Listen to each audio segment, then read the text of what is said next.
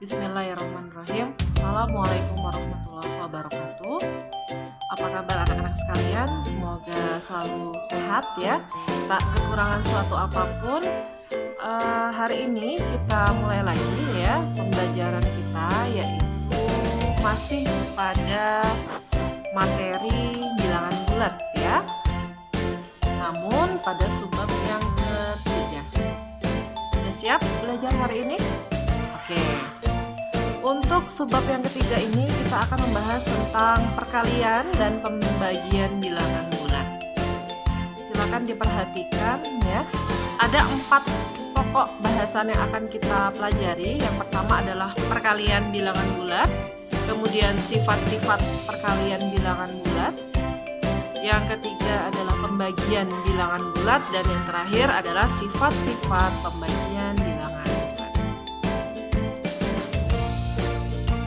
Oke, yang pertama, perkalian bilangan bulat. Nah, untuk perkalian bilangan bulat itu meliputi perkalian bilangan bulat positif dengan bilangan bulat positif, kemudian bilangan bulat positif dengan bilangan bulat negatif, ataupun bilangan bulat negatif dengan bilangan bulat negatif. Nah, perkalian bilangan bulat di sini Ibu tuliskan ya, Ibu misalkan bilangan bulat A dan bilangan bulat B. Perkalian A dan B adalah penjumlahan berulang bilangan B sebanyak A suku ya. Jadi Ibu ulangi, perkalian A dan B adalah penjumlahan berulang bilangan B sebanyak A suku. Maka ditulis A kali B sama dengan B ditambah B ditambah B ditambah dan seterusnya sebanyak A suku atau A kali ya banyaknya. Nah, kemudian kita lihat di sini contoh perkalian bilangan bulat positif dengan positif.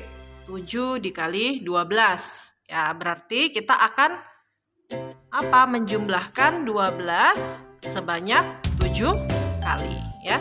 Berarti 12 ditambah 12 ditambah 12 sebanyak 7 kali. Nah, ini tambah ya, bukan perkalian, ini tambah. Ya. Tambah, ini tambah semua nih. Kemudian contoh lagi, perkalian bilangan bulat positif dengan bilangan bulat negatif. 6 dikali negatif 20. Maka kita akan menjumlahkan negatif 20 ditambah negatif 20 ditambah negatif 20 sebanyak 6 kali. Ya, sampai di sini paham ya untuk konsep dasar perkalian bilangan bulat. Lanjut. Aturan perkalian pada bilangan bulat itu sendiri. Di sini Ibu punya sebuah tabel. Jadi bilangan pertama, ada bilangan kedua, ada hasilnya ya.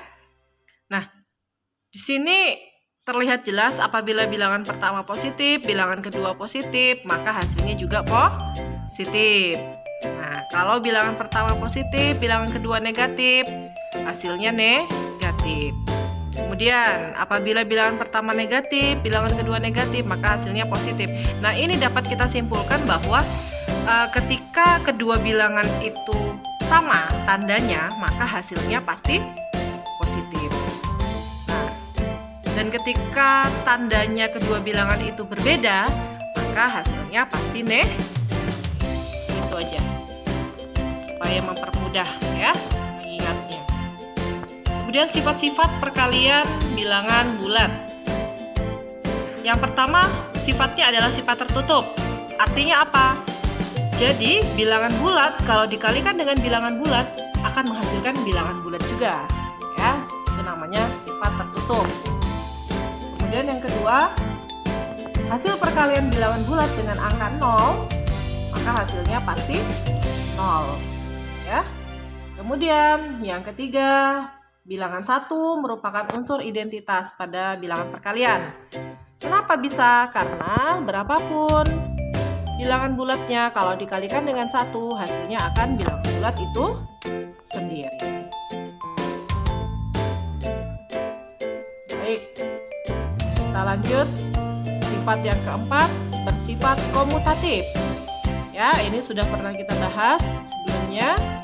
Jadi sifatnya komutatif atau pertukaran, artinya bilangan bulat A dikali bilangan bulat B itu hasilnya sama saja apabila bilangan bulat B diletakkan di depan.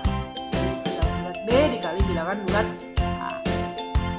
Contohnya, min 12 dikali 5. Yang satunya bilangan negatif, satunya bilangan positif. Kita lihat tabel.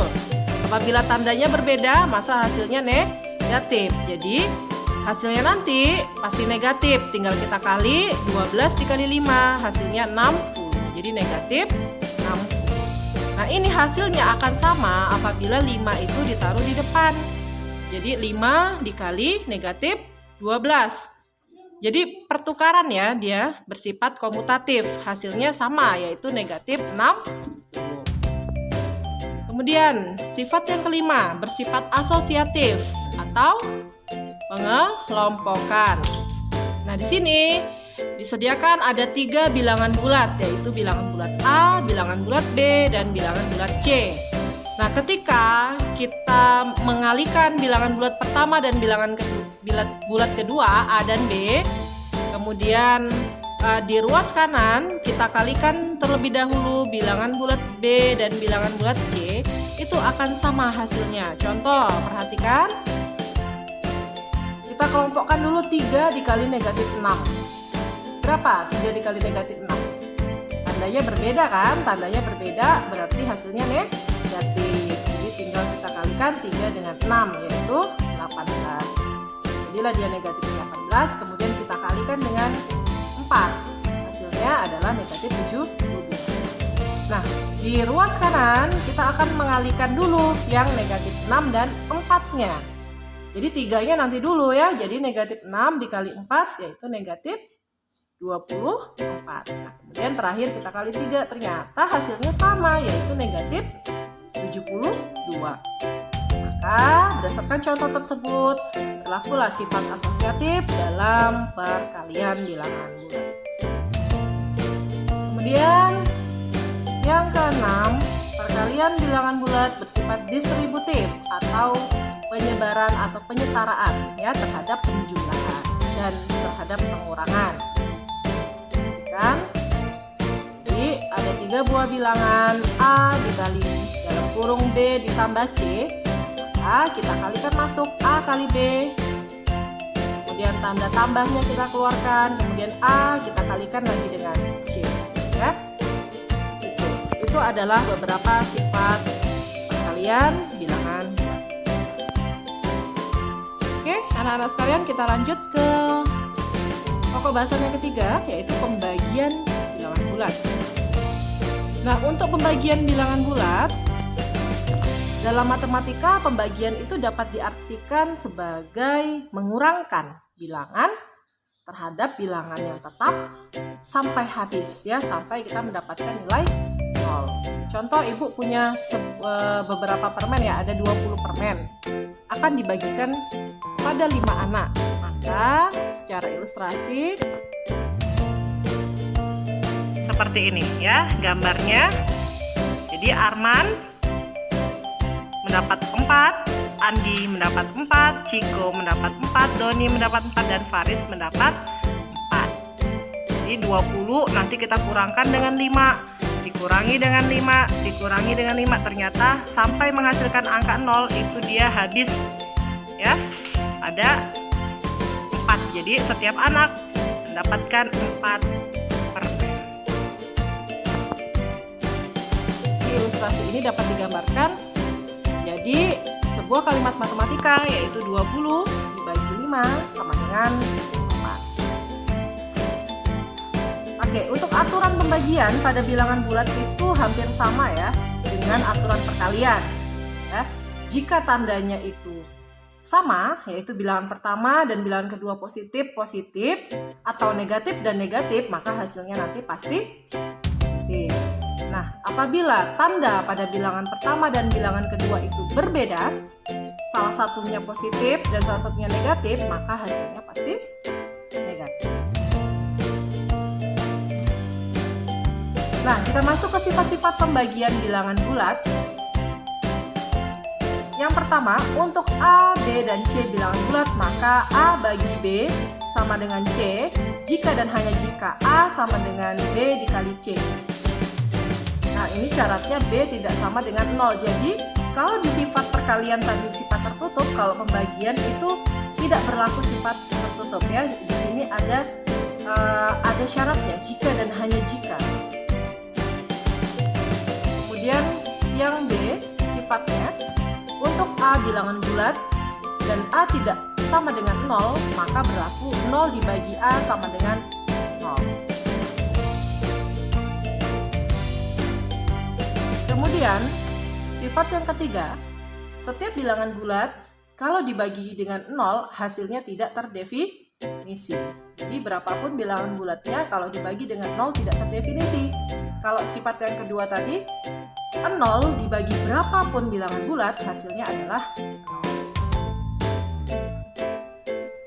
Kemudian sifat yang keempat, setiap A dan B bilangan bulat, hasil dari A dibagi B tidak selalu bilangan bulat. Jadi pembagian bilangan bulat bersifat tidak tertutup ya. Ini sempat Ibu jelaskan tadi di poin A kan. Jadi pada perkalian bersifat tertutup, pada pembagian tidak bersifat tertutup. Karena apa? Misalkan contoh tuh, lihat ya. 9 itu bilangan bulat, 2 bilangan bulat, tapi 9 dibagi 2 4,5 kan? 4,5 itu bukan bilangan bulat, bilangan pecahan desimal, ya kan? Jadi bagian bilangan bulat tidak bersifat tertutup. Oke, kita masuk ke contoh soal. Tentukan hasil operasi perkalian dan pembagian bilangan bulat berikut. Oke, ada 4 nih contoh soalnya ya. Nah, untuk dapat mengerjakan contoh soal yang harus kita perhatikan dan harus kita hafal, ingat ya, adalah tabel yang tadi Ibu tampilkan. Jadi apabila bilangan pertama dan kedua itu sama tanda, maka hasilnya positif. Apabila berbeda tandanya, hasilnya negatif. Ya, itu yang selalu diingat. Sekarang kita coba kerjakan yang A. Min 8 dikali min 12 dikali min 25. Ada 3 buah bilangan, berarti kita harus selesaikan dengan sifat asosiatif. Kita kelompokkan dulu 2 bilangan, ya. Boleh bilangan yang di depan, boleh bilangan yang di belakang. Ini Ibu ambil bilangan di depan ya. Jadi kita kalikan dulu min 8 dengan min 12. Jadi min dikali min, berarti tandanya bagaimana? Tandanya sama, berarti hasilnya pasti positif. Nah, karena hasil positif kita tinggal kalikan 8 kali 12. 8 kali 2, 16, simpan 1, 8 kali 1, 8 tambah 1, 9. Berarti hasilnya 96. Betul, positif ya. Nah, kemudian baru kita kalikan dengan bilangan yang paling belakang, yaitu negatif 25. Nah, sekarang tandanya bagaimana? Ya, tandanya berbeda. 96 positif, 25 negatif. Maka nanti hasilnya pasti negatif. Ya, berarti hasilnya adalah negatif 2400. Bagaimana? Mudah bukan? Kita lanjut yang bagian B ya. Contoh soal. Negatif 360 dibagi 15 dibagi negatif 6. Kita kelompokkan lagi ya. Kita kelompokkan yang di depan. Jadi negatif 360 dibagi positif 15. Karena tandanya berbeda, maka hasilnya pasti negatif. Ya, jadi hasilnya negatif 24. Kemudian terakhir kita bagi dengan negatif 6. Nah, karena tandanya ini sama-sama negatif, yaitu negatif 24 dibagi negatif 26, maka nanti hasilnya pasti positif. Positif berapa? 24 dibagi 6 adalah 4. Betul sekali. Kita lanjut ke contoh soal yang C. Oke, 75 dikali 18 dibagi negatif 60. Maka kita kalikan dulu yang di depan. 75 dikali 28. Karena ini positif dikali positif, maka hasilnya pasti positif ya. Jadi hasilnya adalah 2100. Kemudian dibagi dengan negatif 60. Nah, ini positif dibagi negatif, maka dia berbeda tanda. Kalau berbeda tanda, maka nanti hasilnya akan negatif. Jadi nanti hasilnya akan negatif 35.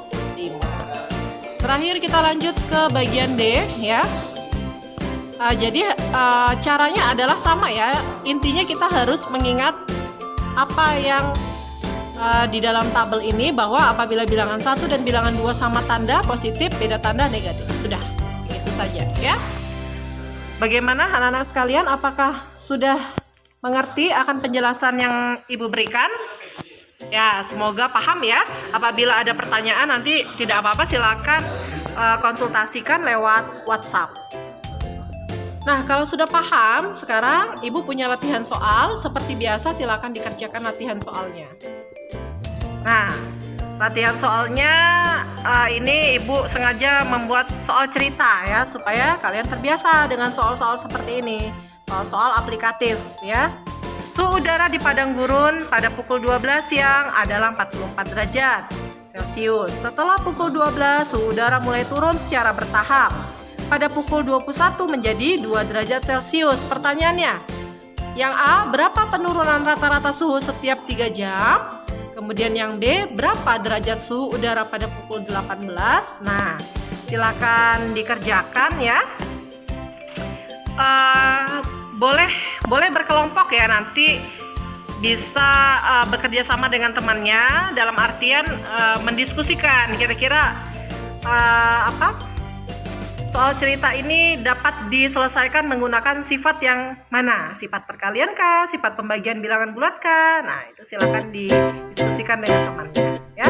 Kemudian jangan lupa setelah selesai dikerjakan, difoto jawabannya, kemudian kirim pada link yang Ibu sediakan ya. Baiklah, mungkin itu saja yang dapat Ibu berikan